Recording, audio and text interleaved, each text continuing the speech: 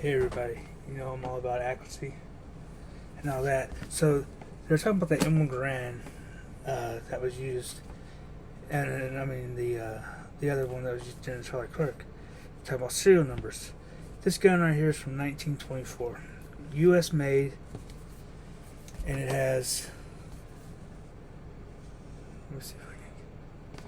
Let me see if I can get it focused. So it has actually two serial numbers. The one right here.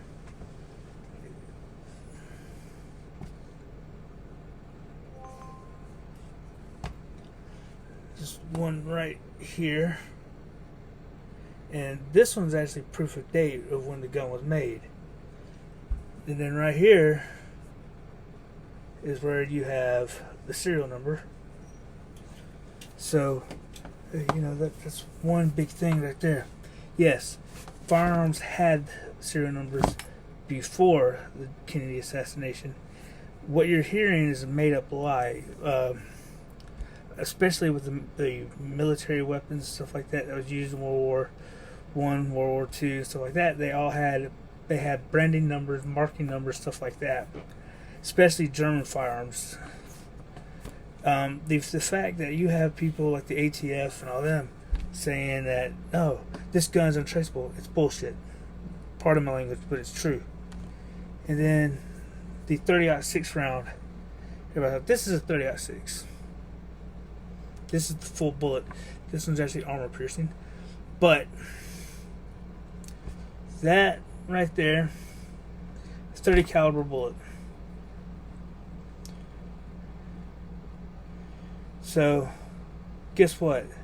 Mauser's, as the one that was used allegedly for the Charlie Kirk killing, they said it was chambered in 30-06.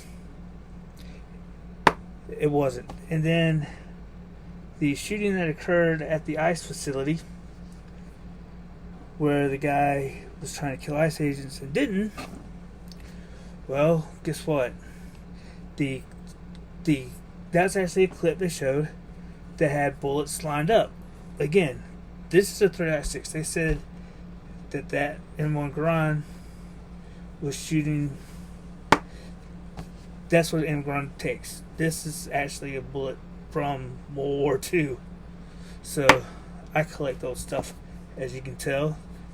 This one I'm gonna try to. This right here I'm actually gonna be really good. Here we go. Now it's showing up. Serial number.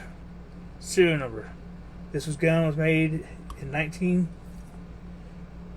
actually was made June 6, 1924 is when this firearm right here was made. And this firearm right here was actually made by Smith & Wesson, but it doesn't carry the brand name. This was actually, back in the day, a lot of the gun companies called Smith & Wesson and all them. What they would do is they would do a side job and make firearms that were sold at pharmacies and stuff like that was branded that pharmacy's name. So that pharmacy's name I've actually removed from this, and it was actually Chicago, Illinois, and somehow it ended up in a pawn shop. I mean, not a pawn shop, a antique store, because it's 1940. You can buy this. Period. It doesn't function at all anyway. I have to get special parts to make for it. But like I said, Colt, Smith & Wesson, all of them would make the little pistols, even some rifles. So this does have some historical value, but it's not, that great. Either way, guys, pay attention. Do your research. I need to stop this. Like, I hate the whole full semi-automatic. No, there's no such thing as full semi-automatic. It's semi or select fire. That's what it is. Guys, we gotta stop letting the government divide us. We gotta stop doing all this shit. We're literally, people who know firearms are literally sitting back and going, what the hell are they doing? So, our country's a mess right now. We're all too divided, everything like that. But come on, guys. The government straight lied to us about the serial numbers. They're trying to make everybody paranoid. Again, look, serial number 1924. It's just after World War II. That's why they started making them, because they had leftover parts, stuff like that. The pharmacy would pay that, and then they actually made prices off the sales of these firearms. And sometimes they'd actually use these firearms to test out new models, give it to them, so their name's not, carried in mud. So you actually had a lot of sometimes defective pistols that were sold.